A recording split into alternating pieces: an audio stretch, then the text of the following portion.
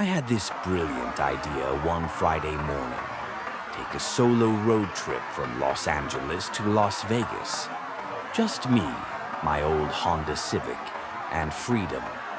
I'd seen those aesthetic TikToks of people driving into the sunset, sipping iced coffee, looking like they had their life together. I thought, yeah, that's gonna be me.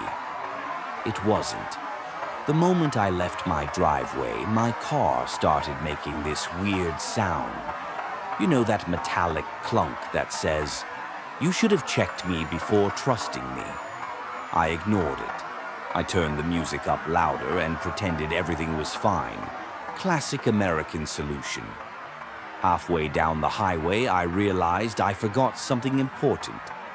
Gas. My car was on E, and the nearest station was 12 miles away. I started talking to the car like it was a living thing. "Come on, buddy, we've been through worse." The car did not care. It was like, "No, we haven't." I barely made it to this random gas station in the middle of nowhere. It looked like it was built before Wi-Fi existed. The sign said, "Open 24 hours," but it gave off haunted for 100 years vibes. The guy at the counter had the energy of someone who's seen too much. He stared at me for a good 5 seconds and asked, "You heading east?" I said, "Yeah." He said, "Don't." I laughed. He didn't. I paid for gas and left immediately. A few miles later, I realized why he said that. My GPS decided to stop working, so I was driving blind. Every turn looked the same. At one point, a tumbleweed rolled across the road like it was mocking me for leaving home.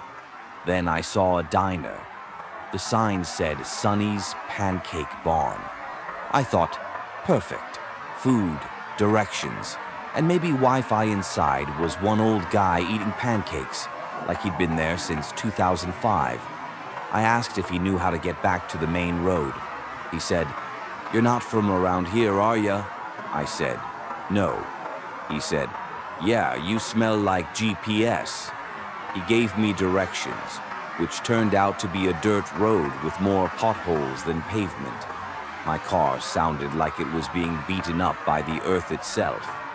Then, out of nowhere, this raccoon appears.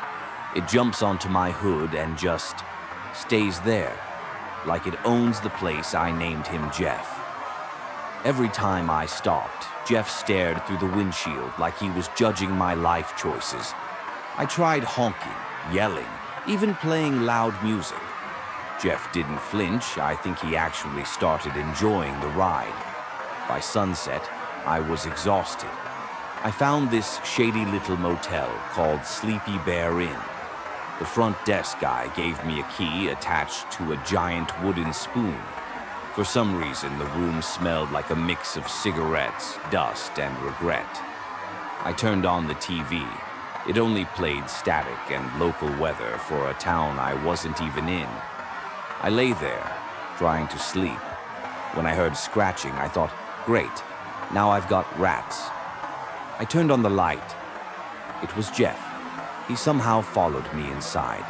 He just sat there, chewing on my granola bar like, "You're in my space now." At that point, I gave up. I shared the room with him. We both watched infomercials until 3 a.m. It was the weirdest but calmest moment of the whole trip. Next morning, I hit the road again. The car barely started, but I didn't care. The Vegas skyline appeared in the distance, shining like it was mocking all my struggles.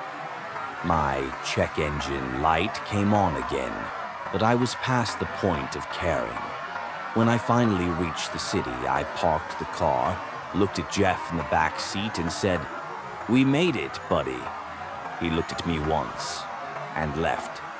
Just walked off into the Vegas streets like some mysterious furry legend.